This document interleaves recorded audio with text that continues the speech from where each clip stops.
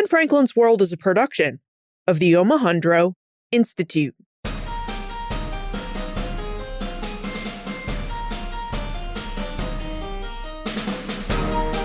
Hello, and welcome to episode 297 of Ben Franklin's World, the podcast dedicated to helping you learn more about how the people and events of our early American past have shaped the present-day world we live in. And I'm your host, Liz Covart. The history of Native American land dispossession is as old as the story of colonization. European colonists and white settlers came to the Americas and the Caribbean wanting land for farms and settlement. So they found ways to acquire lands from indigenous peoples by the means of negotiation, squatting, bad faith, war, and violence. Now, one of the questions that you send to my inbox on a fairly regular basis is about the period of Indian removal during the 1830s. It's a topic that I've always thought was a bit late to cover on this podcast because we try to cover history up to about 1820. But you request this topic so often, and the more I thought about it, the more I realized that the history of Indian removal, even in the 1830s, is deeply rooted in the history of early America. So today, Claudio Saunt, a scholar of Native American history at the University of Georgia, and the author of the book Unworthy Republic, The Dispossession of Native Americans and the Road to Indian Territory, joins us to discuss the Indian Removal Act of 1830 and how Native Americans in the southeastern part of the United States were removed from their homelands and resettled in areas of what is now southeastern Kansas and Oklahoma. Now, as we investigate Indian removal with Claudio reveals the origins of the Indian Removal Act of 1830 and what the act meant for Native Americans living in the southeastern United States. Information about how the act passed Congress amid much opposition, and details about the lands the United States traded dispossessed Native Americans and the migrations Native Americans made to their new homelands in present-day Kansas and Oklahoma. But first, have you signed up for the Ben Franklin's World email newsletter yet? It's a publication that comes out every time a new episode of the podcast publishes, plus perhaps maybe 2 or 3 times a year when the Omohundro Institute and I have something special to share with you. But most importantly, the Ben Franklin's World email newsletter will place the show notes for each new episode right in your inbox, which means you don't ever have to worry about visiting the show notes page or worrying that you might forget to click on a link to some of the books, historic sites, resources, or episode sponsors that we discussed in each episode. You'll have all those links and resources right there in your inbox. Now, signing up for the Ben Franklin's World newsletter is quick and easy. Just visit benfranklinsworld.com/newsletter. That's benfranklinsworld.com/newsletter. All right, are you ready to investigate Native American land dispossession and the Indian Removal Act of 1830? Please allow me to introduce you to our guest historian.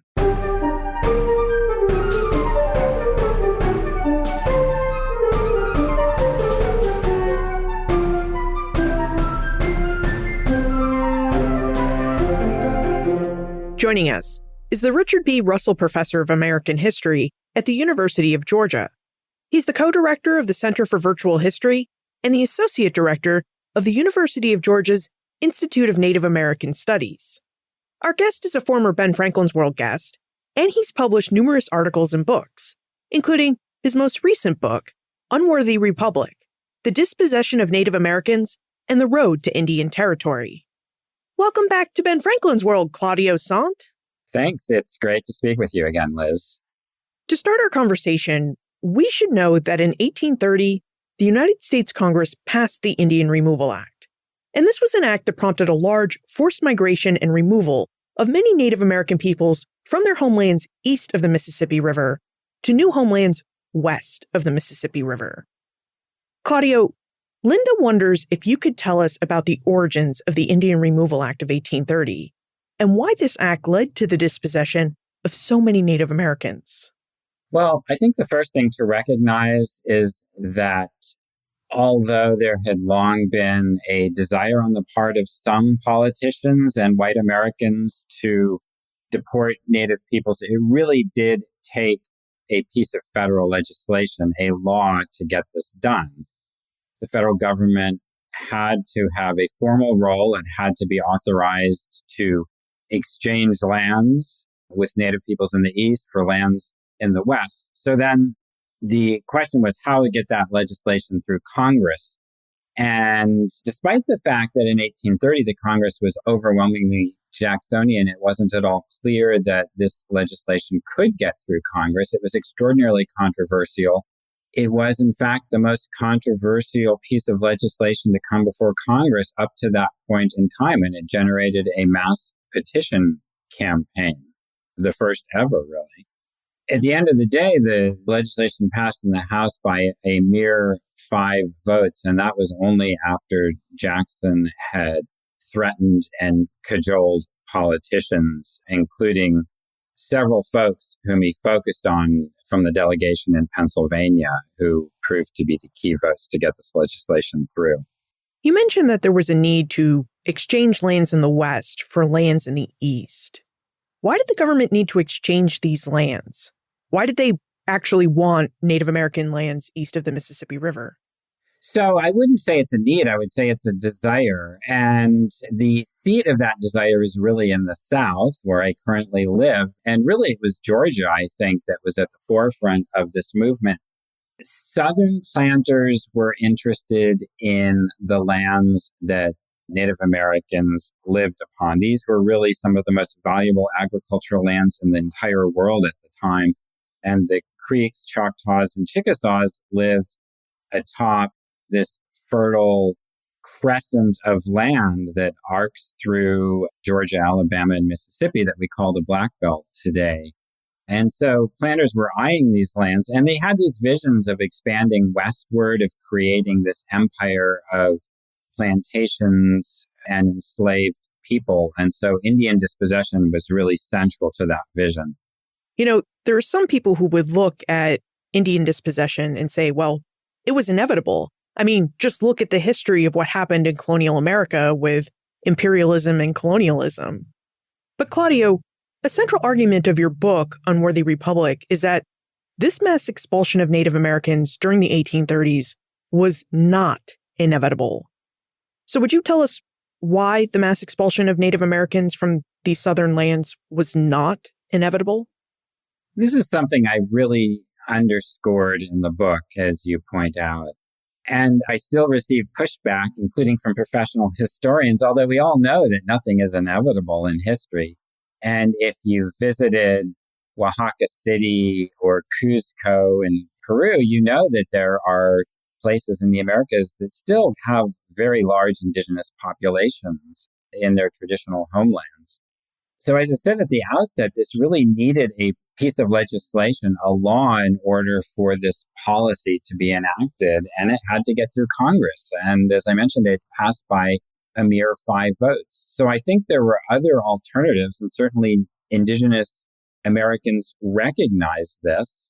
Surveying the landscape in 1830, they saw the pressure, the tremendous pressure they were under. They recognized the threats, but they still held out the possibility that they could retain their traditional homelands, that they could work out some sort of compromise. And in fact, they almost did.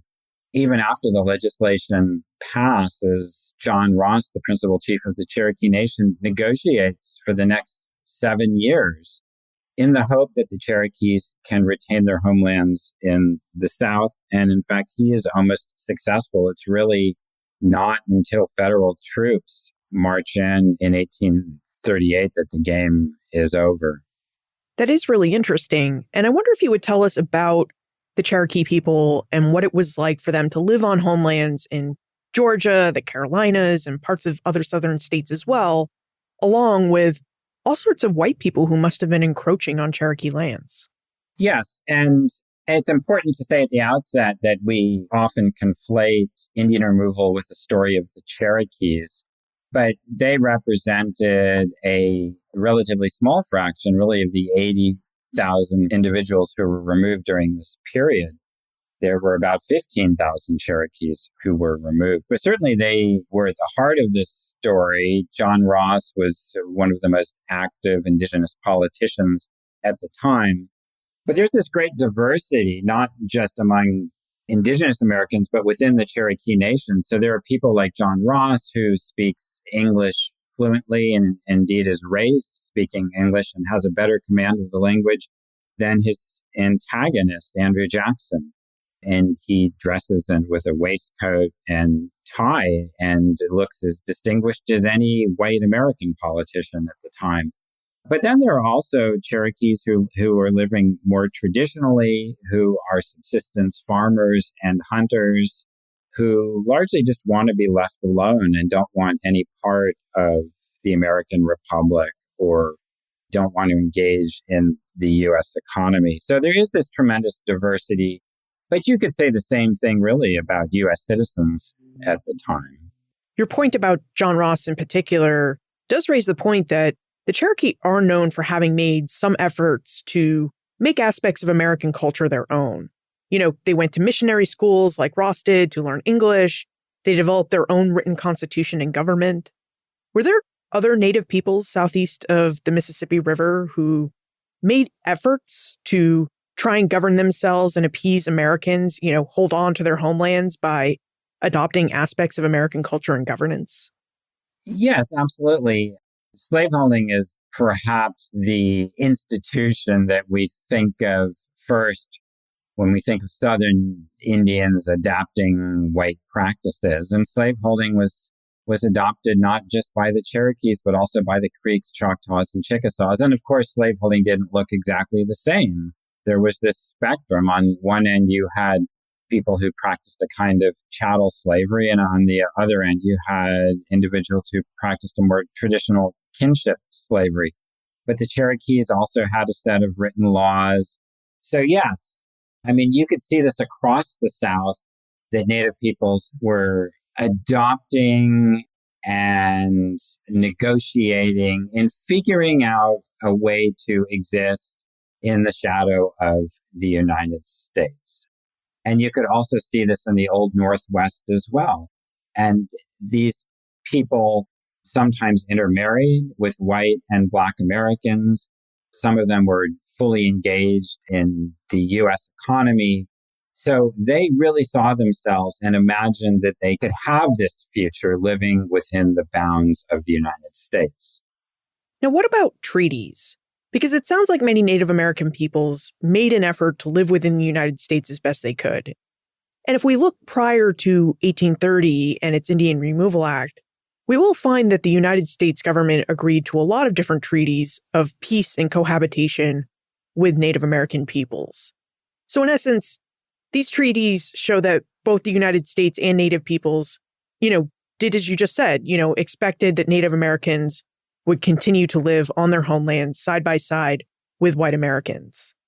So Claudio, would you tell us about maybe one or two of these revealing treaties in the pre-1830 era and the ways in which these treaties suggest that there might have been a peaceful path forward when it came to Native Americans and white Americans living peacefully side by side within the United States?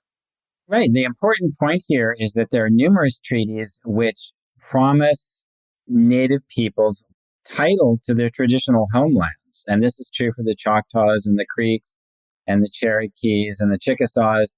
So you can just go nation by nation and you can see that in these previous treaties signed with the United States, they would agree to cede a portion of their land on condition that they could hold on to the remaining portion of their land. And so when the time came, when Andrew Jackson opened negotiations to deport these peoples, they were astonished that this plain language in their treaties, and they pointed to this language, that somehow the federal government was saying this language didn't say what it appeared to say. And they also, for that reason, were dubious that Jackson's promise that they could retain their homelands in the West, that is an Indian territory in present-day Oklahoma, that they could retain this new land for as long as the grass grows and the waters run. They were dubious about that because they had already signed treaties that said pretty much the same thing. And so some of them ask, what promise is there? What contract is there that is stronger, that is greater, that is more meaningful than the treaties that we had already signed? And indeed, there was no good answer to that question. And in fact, as we know, their fears proved to be justified because in the 1890s, once again, the United States moved in and took their lands from them. How many treaties are we talking about here that the United States made with Native American peoples prior to 1830 and that the United States then in turn violated so that they could take Native American lands? So how many treaties did the Indian Removal Act of 1830 allow the United States to violate? Right, that's a great question, and I don't have a number on my fingertips here. These are treaties that in some cases were signed willingly. In some cases, they were intentionally mistranslated to indigenous Americans. Sometimes they were coerced or tricked in various ways to signing these treaties. But then in some cases, they signed the treaties, they had promises to be able to retain their homelands, and it didn't matter. So the United States acted in bad faith, and one of Andrew Jackson's fervently held beliefs was that a treaty with an indigenous nation was meaningless. How could it mean anything to sign a piece of paper with a group of savages, he said. I'm crudely paraphrasing, but that captures his sentiment, I believe. So what changed by 1830? Because it sounds like the United States government and many Native American peoples signed treaties with the hope and desire that they would be able to live peacefully amongst each other. And yet, by 1830, something must have changed because now a lot of Americans are thinking, no, we can't live peacefully with Native Americans. We need to dispossess them from their land and remove them west of the Mississippi River. So what is that change? Where did it come from?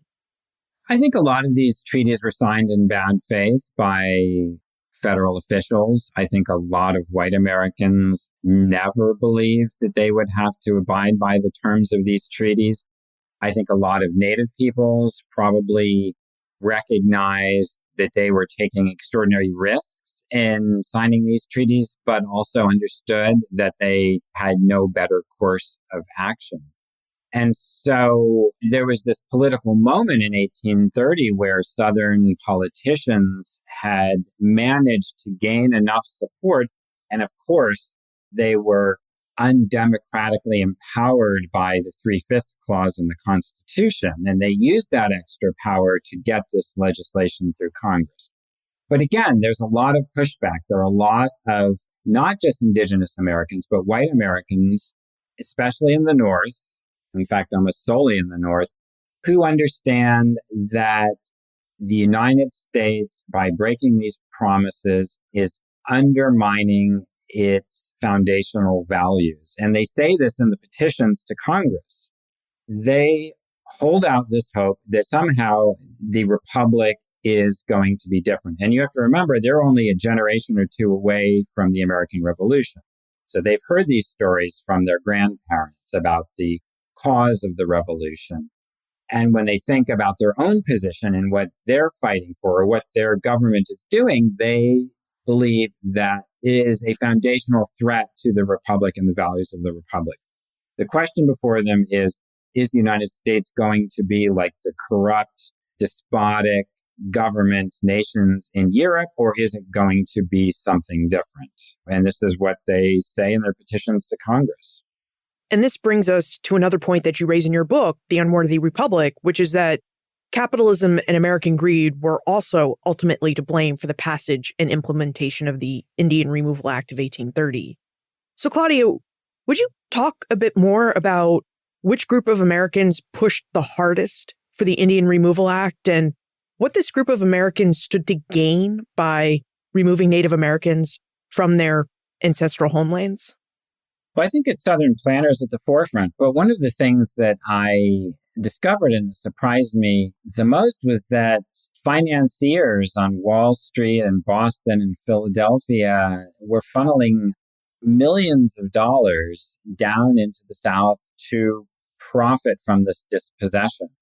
In fact, there were European investors who were involved as well. In London, William Wordsworth's daughter inherits bonds in Mississippi state bonds that were initially floated in order to capitalize one of the banks in Mississippi to convert indigenous lands into slave plantations. So we think of this, I think, largely as a Southern story, but in fact, the financing for dispossession is coming from the Northeast. So in the book, I follow the story of one particular financier, J.D. Beers, who is one of the leading capitalists on Wall Street. And he just has his hands in everything that's going on in the South. He's initially financing the production of cotton in the 1820s, but then he sees this opportunity and he understands that there's a potential, once in a lifetime, once in a generation, opportunity to make millions of dollars at the expense of indigenous Americans. And so he and his peers on Wall Street create these joint stock companies and work as hard as they can to dispossess Native peoples. That's really interesting, given the time period, because between 1830 and the 1860s, we do get this image of the United States as being separated into these two isolated regions, right? The North and the South. And yet, as we can see through this story of Indian removal, to carry out Indian removal, you actually need a lot of Northern and international capitalists to help you. So I think, in this case, we can really see that these two monolithic antebellum regions of the North and the South, right, are actually very intertwined, which is not something we see in a lot of narratives about this period of United States history.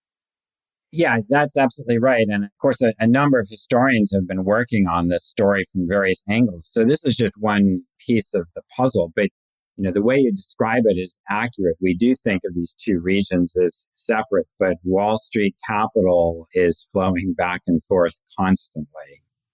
Now, one individual who's come up a few times in our conversation is Andrew Jackson.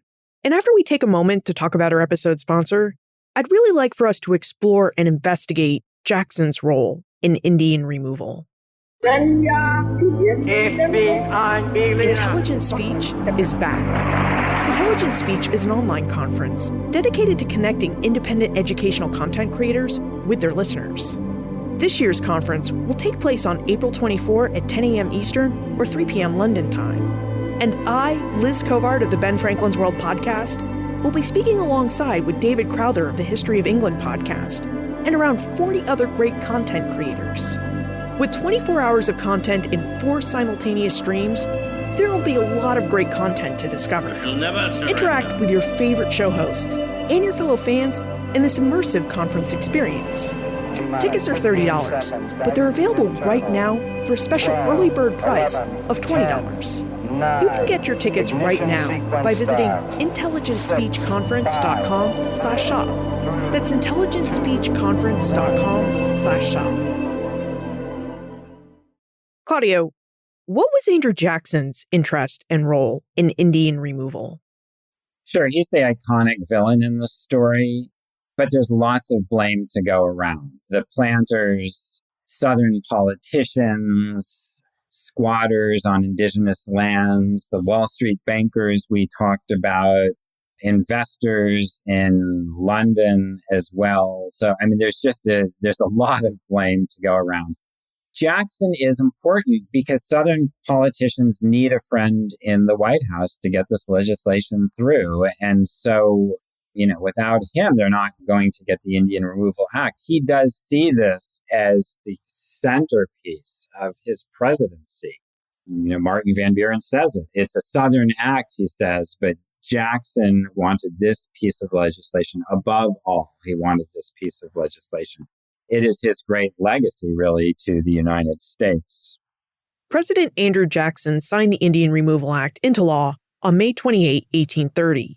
And Rosa and Mark wonder if you could tell us about the legislative process or, the politicking that was involved to pass this act. So I would love to know more about this, and I dug through lots of records to try to find it. But, I did find these anecdotes where the delegation from Pennsylvania was describing the tremendous pressure that was placed on them by Jackson and his cronies. Jackson said that he would end their political careers if they didn't line up behind him and line up behind this piece of legislation. And one of them said, well, this was as terrifying to some of them as if they were being threatened with the guillotine. So he berated their records. There's one description of him lying to one of the delegates from Pennsylvania, making a promise that he never kept. And I'm sure there's a lot more to the story that we just don't, we don't have the records. But it is clear that there's heavy and constant and high pressure lobbying that Jackson is using from the outset. And as I said, just barely gets this legislation through. Of course, we do know this one thing, right? That even though we don't know what Jackson threatened the Pennsylvania delegation with, we do know that he threatened the Pennsylvania congressman. Well, on the day of the vote, two of the key members of this delegation are missing. And so they have to go try to round them up. One of them they find within the hour, but the other one is missing. And it takes them some time to find this guy who finally shows up on the floor of the House and is acting as if he's deathly ill. It turns out that was just an act, a sham. He just did not want to be there to have to cast the vote. And then the people who cast this vote, and you have to remember, Pennsylvania there are lots of Quaker voters, and they have lined up strongly on the opposite side. They are among the most fervent opponents of this legislation. So these politicians are caught between Jackson on one side and their Quaker constituents on the other side. But the few people, members in the House who switched their votes, are just excoriated in the Pennsylvania newspapers for the next year or two. Now, what about pressure from the other side? You mentioned at the outset of our conversation that the Indian Removal Act passed Congress by just 5 votes.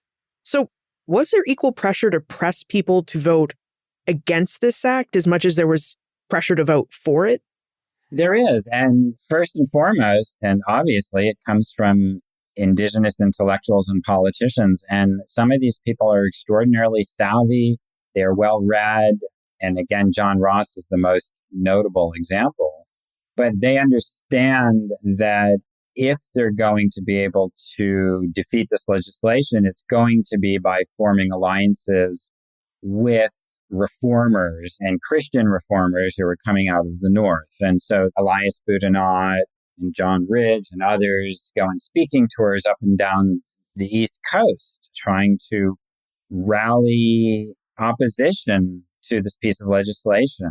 It generates the first women's petition campaign in opposition to the Removal Act. So I know, again, they understand how politics work by the 1830s, and they know how to play the game. And as I say, they almost won in this instance. Do you know anything about how the vote broke down? Because it does seem like we're talking about a lot of different parties and interests at play here. We have white Southern planters who want to dispossess Native Americans from their homelands, white financiers who want to make a profit from Indian removal. And then, of course, as you were just saying, there were the Quakers, Native Americans, and other reformers who thought that dispossession would taint the United States and its republic. So do we know how the vote really broke down between these different interest groups? Yes. And, and obviously I'm not a political historian, but the one thing that's just obvious, and I have a map of this in my book, is that this is a North-South vote, really. There are enough Northerners who side with the South to get the legislation through. Some of those delegates come from Pennsylvania, as we've been discussing. Many others come from New York. And this is largely, I believe, because of the influence and power of Martin Van Buren in his home state. Now, as we've stated, the Indian Removal Act of 1830 passed by 5 votes. Claudio, how did Native Americans respond when they learned that the Indian Removal Act had passed Congress by this narrow margin and then was signed into law by President Andrew Jackson?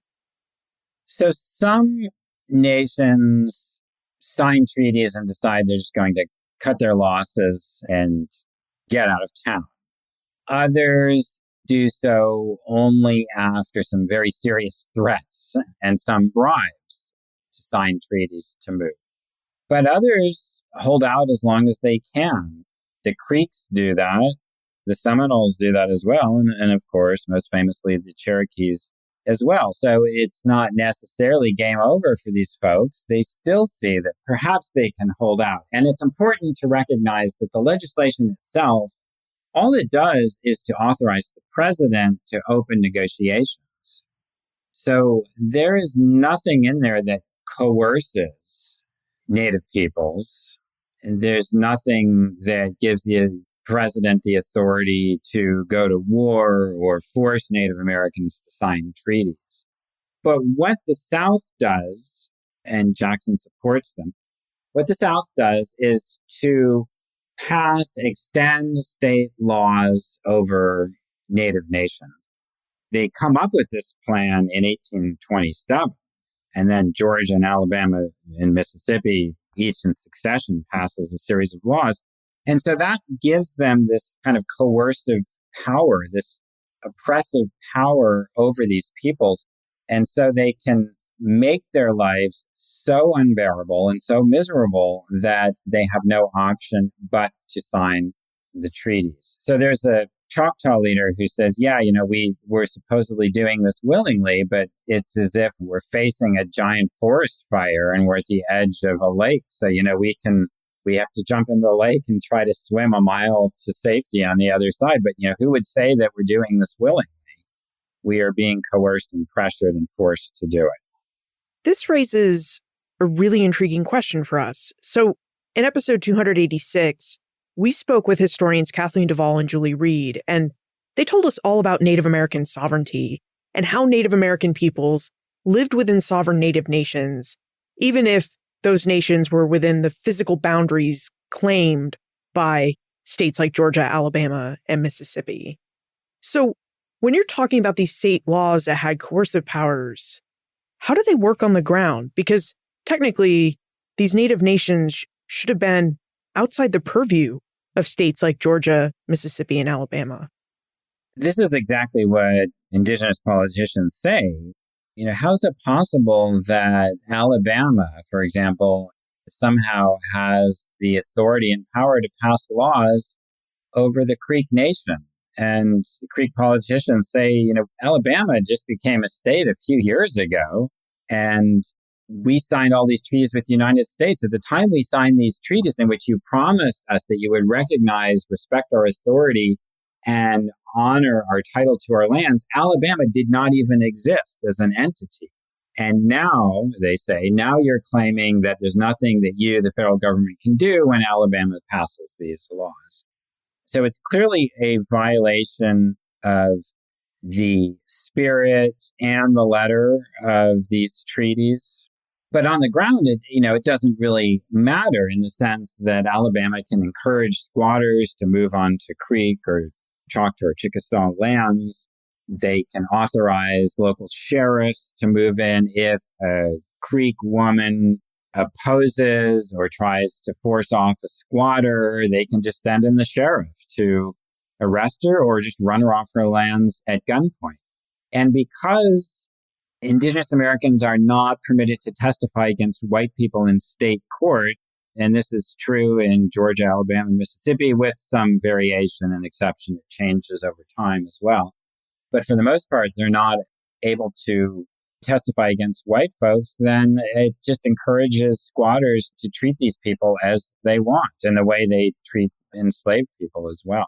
So Native peoples have very little recourse at this point, and that's the coercive nature of this. And Jackson and his Secretary of War, John Eaton, and then later Lewis Cass, they revel in this, that they can say that Native peoples are signing these treaties of their own free will. And they say this over and over again. They are doing this willingly.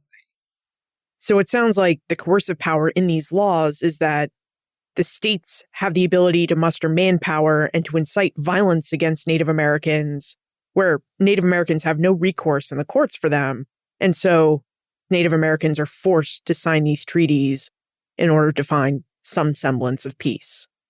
Yeah, they encourage the violence, and Native Americans are not fools. They understand what they're up against, that if they take up arms, it's not likely to end well for them. Of course, the Creeks are pushed to the point where hundreds of them are literally starving to death, peeling bark off trees in order to feed themselves, begging in the streets of Columbus, Georgia, just to keep themselves alive. They take up arms in the summer of 1836, and that sparks this very brief but violent clash between U.S. troops and the Creek Nation. But a lot of older Creeks understand. They remember the Red Stick War in 1813 and 1814. They know the terrible results of that conflict. And so they know that this is not a winning hand for them to play. You mentioned earlier that what the Indian Removal Act of 1830 really does is that it gave President Andrew Jackson and the national government the ability to negotiate a trade of lands. So would you tell us about the Western lands that the federal government has decided that it would like to trade Native Americans in the Southeast for their southeastern lands? And also, when this negotiation takes place, what kinds of leverage does each party have in this negotiation? So the lands are mostly present-day Oklahoma and also parts of Kansas, what they called Indian Territory at the time. These are lands that are uncharted in a literal sense. That is, there really are no maps. I mean, the couple maps that exist don't have any detail on them. And the little detail that does exist is actually wrong. So rivers are going in the wrong direction. They don't really know what these lands are. They don't know how they're going to get people to these lands because there are no roads that go there either. There's the possibility of moving people by steamboat, but a lot of these rivers are too low at certain times of the year. So that turns out to be infeasible. But when federal officials are meeting with Native Americans, they promise them, and they're over-the-top promises, that these are extraordinarily fertile lands, that you're going to live happily ever after there. Your soil is fertile, and there's running water, and it's forested, and there are game animals for generation upon generation. And Native Americans insist on visiting, and when they do visit, the reports that they send back are not encouraging at all. And then the early settlers, or colonists, if that's what you want to call them, the native peoples who head west the earliest, the reports that they send back are also not encouraging. So that also leads Native Americans to decide to try to take their chance in the East if it's at all possible for them to do so. What did it really mean for the federal government to give Eastern Native American peoples these lands in the West, in Oklahoma and southeastern Kansas, when undoubtedly these lands were claimed by other Native American peoples? I mean, did this trade in lands, for lack of a better term, lead to conflict between Western Native Americans, where these are their ancestral lands, and Native peoples who were just migrating from the East to live on these lands? That's a great point. I mean, they're not empty lands, and Native Americans in the East, in fact, are somewhat fearful of the Native peoples whom they're going to encounter. And they use some of the language that white Americans use to talk about Western peoples, so that they describing them as savage and barbaric. They were fearful that they were going to be scalped by the Osages. So yes, there are certainly conflicts that arise, and the United States tries to preempt or prevent some of these by heading out west and signing treaties with the Osages and others to try to make room for the Choctaws and Chickasaws. But inevitably, there are conflicts that arise. I mentioned earlier that the lands are uncharted, but it's not just that the United States doesn't have a grasp of the kinds of resources that are available. It also just has a difficulty trying to figure out what the boundaries are going to be between the Creek, Choctaw, Chickasaw, Ottawa nations. Where exactly are these people going to be living, and where do we draw the line? Or when we drew the line, where exactly was it, they wonder. Did the United States ever end up drawing these lines, or did they leave it to Native Americans to negotiate between themselves? Oh, no, they drew lines, and you can see these maps in the National Archives today. You can see the hard work and often futile work of clerks trying to figure this out. And some of the maps look like the kind of iconic National Geographic each nation has a different color. So they start coloring them in and figuring out where people are going to live. But it's hard for us to imagine, I think, from our position today in the 21st century, in the era of online maps and Google Maps and GPS, and we know exactly where we are and exactly where the rivers lie. And they are struggling mightily in the early 19th century trying to figure out where things are. So there are treaties. There's a great example, a wonderful example of a Cherokee treaty that was signed in 1828 with some of the early settlers that refers to a river that simply didn't exist. And the Secretary of the War was rifling through the map collection, couldn't find the river, then sent out a surveyor to head out west on the ground to identify the river, and just couldn't do it because the river just wasn't there. And that was a river that was supposed to mark a boundary for this particular land grant. Now, how did the process of removal work on the ground? So the first expulsion to take place after the passage of the Indian Removal Act was the removal of the Choctaw people. So Claudio, could you tell us a bit about the Choctaw and about their migration from their eastern homelands to their new homelands in the West? So this is an enormous logistical challenge for the United States.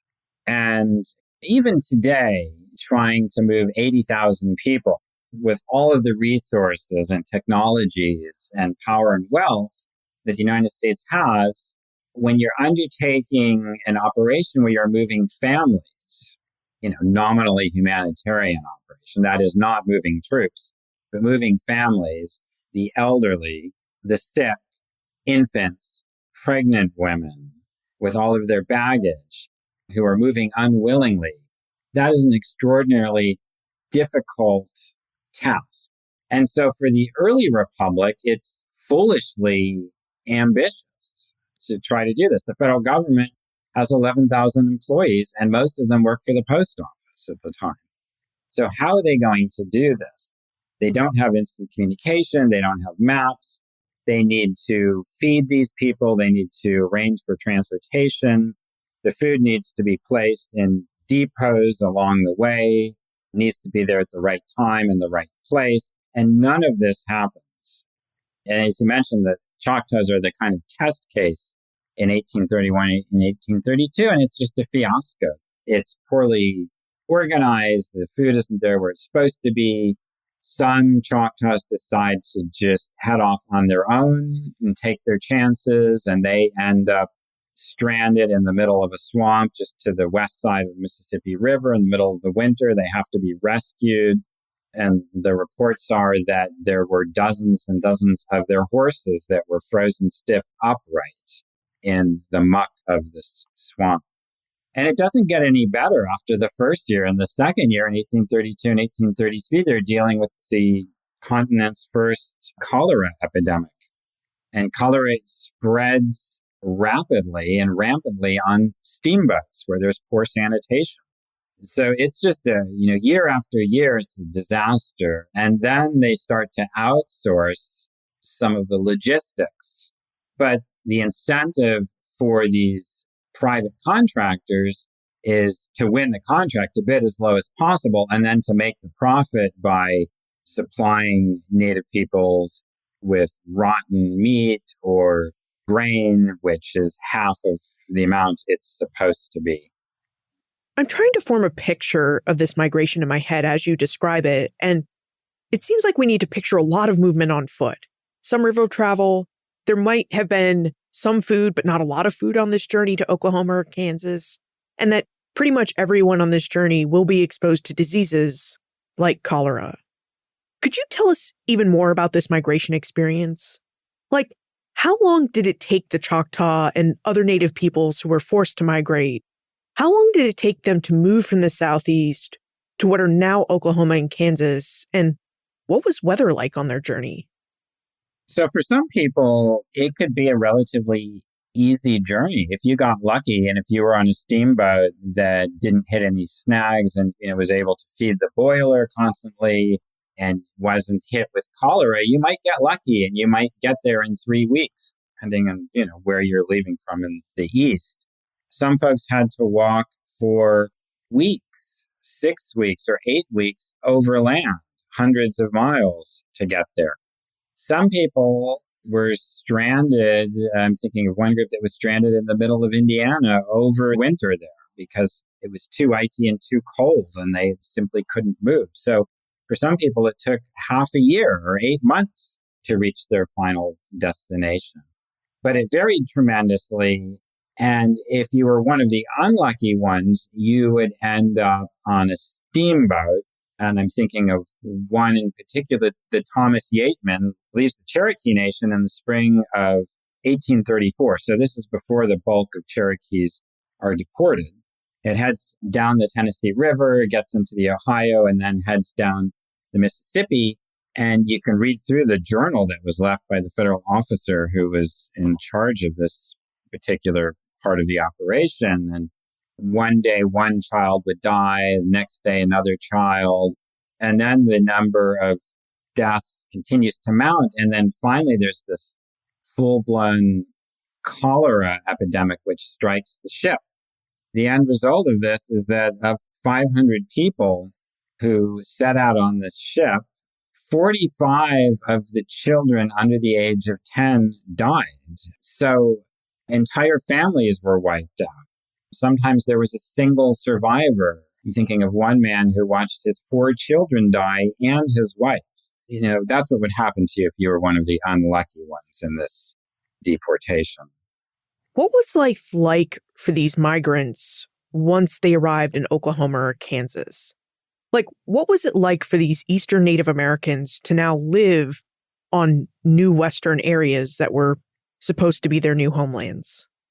One of the things they're giving up is this multi-generational knowledge that they had inherited of the land and its resources in the East. So where do you fish? When do you fish? When do you plant? What are the best soils? Where do you go to hunt? This is the kind of environmental knowledge which is accumulated over many generations. What plants do you harvest when you're sick? And then you are sent hundreds of miles to the west to a different region, different landscape, different flora and fauna, and you have to make a living. You have to survive. And obviously this is before the age of Home Depot and Kroger. So you need to grow your own food and you need to build your own housing. And when you get sick, there's no pharmacy. You need to harvest the right plants. A lot of the plants didn't exist. A lot of the plants that they had relied upon in the East did not exist in Indian territory. So it's a tremendous amount of stress which is placed on these communities. And you can see the effects in the mortality statistics, because it's not just that families are dying during the actual deportation. In those 20, 30 years leading up to the Civil War, the population in many instances stagnates or even shrinks. So they are facing these overwhelming challenges once they arrive in Indian territory. It does sound like the loss of this generational knowledge, because these Native American peoples had to pick up and move west, meant that a lot of these indigenous peoples really had to remake themselves and their customs from the ground up. It gives a whole new meaning to having to start over. They did have to remake themselves. And one of the astonishing things about this is if you visit Oklahoma today, Indigenous Americans have remade themselves, and they do now have a deep attachment. The folks who live in Oklahoma have a deep attachment to that land and consider it their homeland. But that process of remaking was difficult, and the consequences really resonated for generations. Claudio, you titled your book The Unworthy Republic, and I wonder if you would now tell us about the title of your book and why the history and lessons of Native American land dispossession are really important if we want to understand both the early American past and the American present. So that is drawn from a letter that a young Choctaw wrote, a student at Miami University in Ohio, wrote back to a relative in the Choctaw Nation and said in so many words that the United States was an unworthy republic. And I think that was the question that white Americans faced and recognized that they faced in the 1830s. What kind of republic would this be? And Native Americans recognized as well that this was a potential turning point. Was the United States going to live up to its rhetoric and the rhetoric of its founding generation, or would it be like the other despotic and imperial nations of Europe? So I think it's essential to understand this. I mean, for so many reasons, most broadly because in a democracy, I think it's hard work to be a good citizen. And one of the things we need to do is to educate ourselves and understand why the country looks the way it does today. And so when we confront these political decisions today, we need to be informed about this longer history, I believe, in order to make a wise decision. But when we look at this period in the 1830s, I think it's also essential to recognize just how extraordinarily important this was to the course of the Republic, because the antebellum South and the image of the sprawling slave plantations and cotton fields, the South that formed the Confederacy in 1861, that is a South that's really created by Indian removal. The heart of the Confederacy was Indian country only 30 years before the outbreak of the Civil War. So it is this operation, this extraordinary unjust political act that created that kind of iconic plantation South that we're all so familiar with. I also think, just finally, I think it's worth noting that the United States undertook one of the first state-sponsored mass deportations in the modern era. And this is a unfortunate tradition with a lengthy history, and it includes the better-known deportations committed by Turkey against the Armenians and the deportation of Jews and other people during World War II and on into the 1990s in Bosnia and Serbia. So the United States, I believe, is part of that longer history of state-sponsored mass deportations. Now it's time for the Time Warp. This is a fun segment of the show where we ask you a hypothetical history question about what might have happened if something had occurred differently or if someone had acted differently.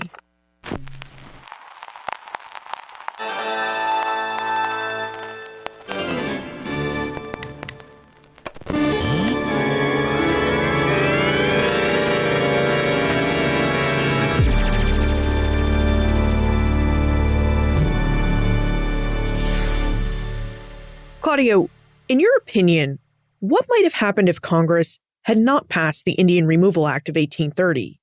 How might the physical and social landscape of the eastern United States have looked differently today?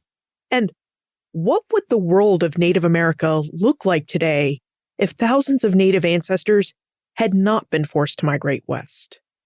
So I think there are two parts to this answer. The first part is to recognize that the way U.S. citizens imagined their nation would have been different. So post-removal, as far as white Americans are concerned, Native peoples exist on the outermost advancing edge of their nation. They are outside, and Congress says this. They are now on an outside of us, Congress says. And in fact, Congress even appropriates funds to build a wall stretching from the Canadian border down to the Gulf to separate the United States from these people it had deported and from other indigenous Americans in the West. Now, this is obviously a foolish enterprise, and only portions of it get built, and then the United States continues to push west. But if Native Americans had been able to retain their homelands in the East, it would have changed the way U.S. citizens imagined, envisioned their nation. Native peoples would have remained on the inside, and that would have created a different kind of politics. So that's one side of it. I mean, the flip side of it is that Native politicians would have been able to practice a different kind of politics. And I think one of the things we've done in kind of fatalistically thinking that this was inevitable is to underestimate the savviness and creativity of indigenous politicians.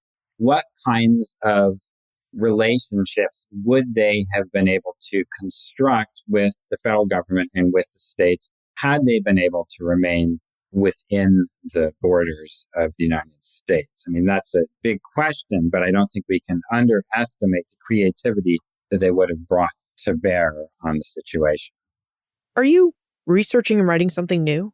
I'm finishing right now a long-time digital project, which is to create a time-lapse interactive map of the population north of the Rio Grande from 1500 to 1800. So this will plot Native peoples, African peoples, and European peoples decade by decade.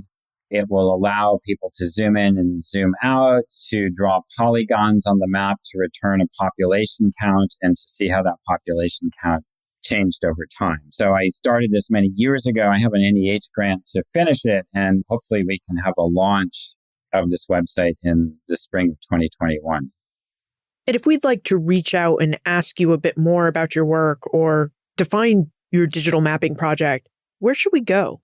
Well, I'm easily available by email, just at csaunt@uga.edu. But for these digital projects, and I have others which are already up and in operation, you can go to ehistory.org and you can find links to these various projects. The population project, as I said, has not yet been launched, but hopefully if you show up on this site in this early spring of 2021, I hope you will be able to find it then. Claudio Saunt, thank you so much for taking us through the history of Indian removal and of the Indian Removal Act of 1830. I enjoyed it. It was a real pleasure speaking with you.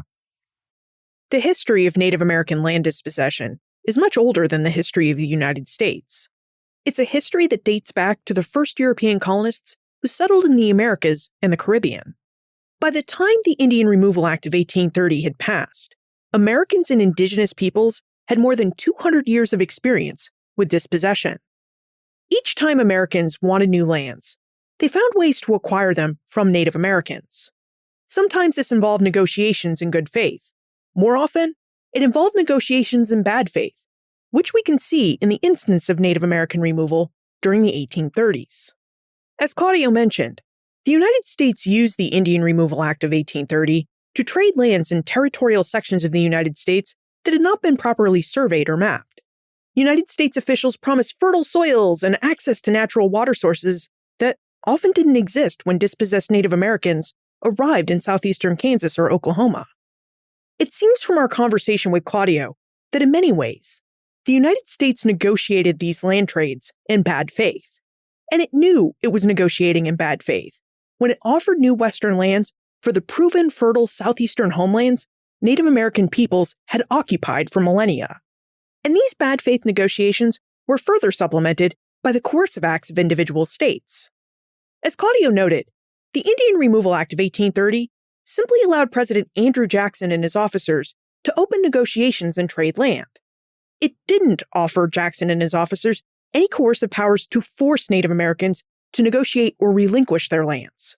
So states like Georgia, Alabama, and Mississippi decided to add coercive measures by making it easy to muster squatters to settle on native lands and to make it impossible for Native Americans to challenge local sheriffs or to seek legal remedies for these abuses of power. Now, we need to highlight here that there is a great diversity of ideas, opinions, and beliefs among different Native American nations. While some Cherokee, Chickasaw, Choctaw, Seminole, and other peoples negotiated with the United States and migrated west during the 1830s and 1840s, many others stayed behind to try and hold on to their lands, which is why they are still a large presence in the Southeast. We also need to highlight the fact that Native Americans have proven their resilience and ingenuity time and time again. They have remade and adapted their cultures, politics, and societies to the circumstances of their times and environments. And they have continually persisted in existing and carrying on their rich cultures. So while the period of Indian removal in the 1830s had profound and devastating effects on many Native American nations, including a great loss of life and culture, Indian removal also allowed for periods of Native American resistance, persistence, and renewal. You'll find more information about Claudio, his book Unworthy Republic, plus notes and links for everything we talked about today, all on the show notes page. benfranklinsworld.com/297. If you enjoyed today's episode, please share it with your friends and family. For example, you could forward them your Ben Franklin's World email newsletter that came in your inbox for this episode. Now, if you don't have the Ben Franklin's World email newsletter, it's never too late to sign up. Just visit benfranklinsworld.com/newsletter. That's benfranklinsworld.com/newsletter. Production assistance for this podcast comes from the Omohundro Institute's digital audio team. Joseph Edelman, Martha Howard, Holly White, Karen Wolf, and Peyton Young. Breakmaster Cylinder composed our custom theme music. Finally, what more about the history of Native American land dispossession would you like to know about? Your feedback always helps shape the show and the episodes we offer, so please send your answers to liz@benfranklinsworld.com. Ben Franklin's World is a production of the Omohundro Institute.